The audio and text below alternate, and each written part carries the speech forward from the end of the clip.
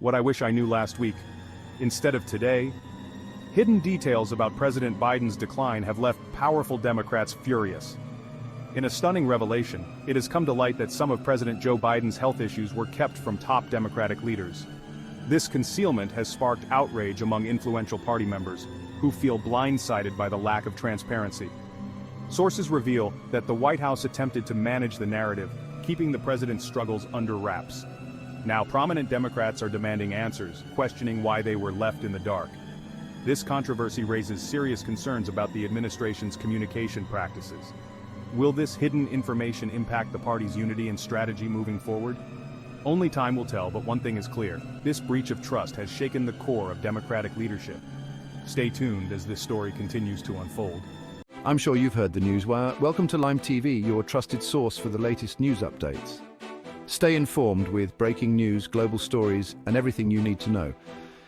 In today's top story, we turn our attention to the escalating conflict in Lebanon. The region has been gripped by intense clashes, leading to widespread concern and international calls for peace. Civilians are facing severe hardships, with many displaced from their homes and in urgent need of humanitarian aid. The United Nations has called for an immediate ceasefire, urging all parties to come to the negotiation table. We'll continue to keep you updated on this critical situation, providing you with the latest developments as they unfold. Stay with Lime TV for comprehensive coverage and expert analysis on the Lebanon war and other significant global events. Remember to subscribe for daily updates and in-depth reports. Now, shifting gears from the geopolitical landscape to the financial markets, we bring you an exclusive market analysis by Vikas Arora. As global tensions rise, the impacts on financial markets are inevitable. Vikas will delve into how the ongoing conflict in Lebanon and other international events are affecting global economies, stock markets, and investment strategies. Stay tuned as he breaks down the complexities of the market with his expert insights. Don't go anywhere. Lime TV is your source for not only the latest news, but also the best in-depth analysis.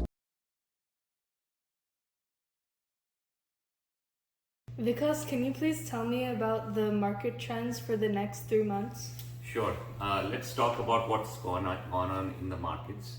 The markets are almost at an all-time high. The S&P is about 29 points from the all-time high. Dow Jones is about 400 points from its all-time high. And the Nasdaq is about 500 points away from its all-time high. So what is happening as a result of the markets is that there has been a lot of rotation into certain sectors, but there is also a lot of resiliency in the market. Will that resiliency continue for the next 3 months? That has yet to be seen. I think there is some geopolitical risk, as we are seeing what has happened with Israel and Hamas, the death of Nasrallah. So there will be some action or reaction to that, if you will, in the markets. But I don't think it will last long. I think the next 3 months, the way the markets are trending, we will see a blip in October, which is typically a difficult month because the quarterly earnings are going to be coming out in the next 2 weeks.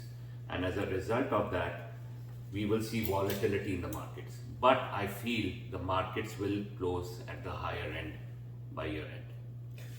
So do you think as the war is going to be much wider and Iran is going to participate in the war, is it going to be much wider and is it going to impact the market? The Iran piece? Yeah. Well, Iran is going to retaliate, I think. They will probably retaliate, and that could have some impact, which I'm factoring in the October month trend. The reason I'm saying is October typically being a challenging month is always, if we go back historically, it has always been a very weak month for the markets. October 19th, 1987 was the biggest turmoil, if you remember. That was, we had a 25% dip. We won't see anything of that sort, but we will see some kind of an impact. Geopolitical election is coming up. Every day the market is reacting based on what is going on with the polls, whether Harris is up or Donald Trump is up. So that will bring some fluctuation and uncertainty in the market. The other third factor which we are missing right now is the Federal Reserve interest rates. Federal Reserve is going to do another cut, but it won't happen until after the election date because they're meeting on November 6th and 7th.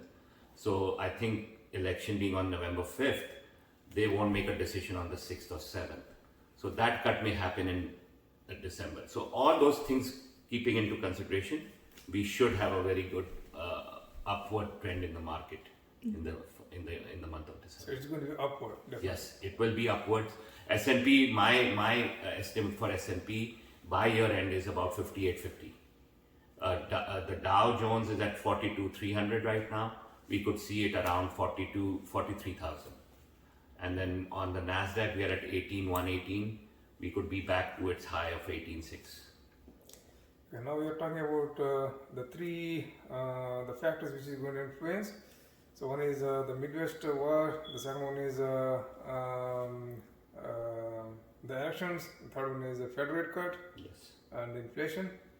All these factors, right? Yeah, the Fed rate cut will help us in as a catalyst. Okay. And the other thing which we didn't talk, which we have kind of it is subtle, is your earnings. When the earnings start coming, I think the earnings will be very strong. Strong. Okay. The earnings will be strong, the guidance going forward will be strong, and the markets look 9 months ahead. So looking at 9 months ahead, that is a catalyst. All that will drive the markets higher by year end. Even though we will see a blip in the month of October, as I was saying. Okay. So, what is the market catalyst for the next few weeks? The catalyst again for the next few weeks is going to be for a very short term. It is going to be purely the earnings. The earnings start coming out first week of October, the third quarter earnings, and that will be the catalyst. Because I think the earnings will be strong. We'll see good, strong earnings from the banks. We'll see strong earnings from the technology sector, and that should drive some of those things up in the next. What are your suggestions for the investors? So I have always been telling people I always stay invested in the market, but for the investors also I would always say you don't try to time the market, because there are the best days of the year. You may say, oh, I'll wait for the market to pull back and put the money that day.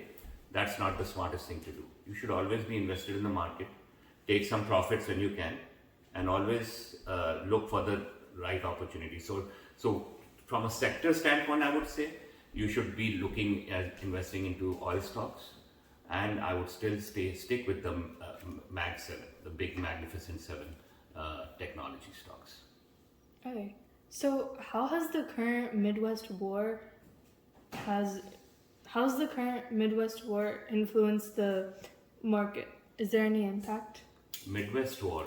Well, the Israeli and Lebanon. Oh, the Mideast war. Sorry. Middle East, yeah. Yeah, the Mideast war between Israel and yes, surprisingly the market is not reacting too strongly to that. That is a good thing from a standpoint, but let's see how the market reacts on Monday. I don't think it will make any big differences on the market because that won't have a big, in my mind, it won't be a big significant increase to the markets from that standpoint. Okay. So, the Tesla is going up. Did you see any good things about Tesla? I think Tesla could be a reason of two things. I think, as you may have noticed last week, China also cut back by 50 basis points, and that was a result of companies like Tesla, as well as if you look at FXI fund, KRE fund. These are the Chinese funds which hold like Alibaba, Baidu, and all. They all went up a significant amount. Same thing with a company like Estee Lauder. Estee Lauder does a lot of business in China, and it had come down quite a bit to like in the mid 90s. That has gone over $100. So this China drop of 50 basis points in conjunction with what US did, that's also a good sign, and I think we will see more strength in the Chinese markets for now, for a short term, and that will also give boost to some of those companies which have Chinese exposure. I think China released a stimulus package. It's a huge stimulus package. So other than this 50 basis points, I think they released a stimulus package. That's the reason all the Chinese Yes, stocks going and that up. is also, that is I true. think one of the PDs also going up Correct. very high. That is true. Right. So I think over the next few months, these Chinese stocks keep going up. We should see an upward trend in some of these companies, and Tesla also.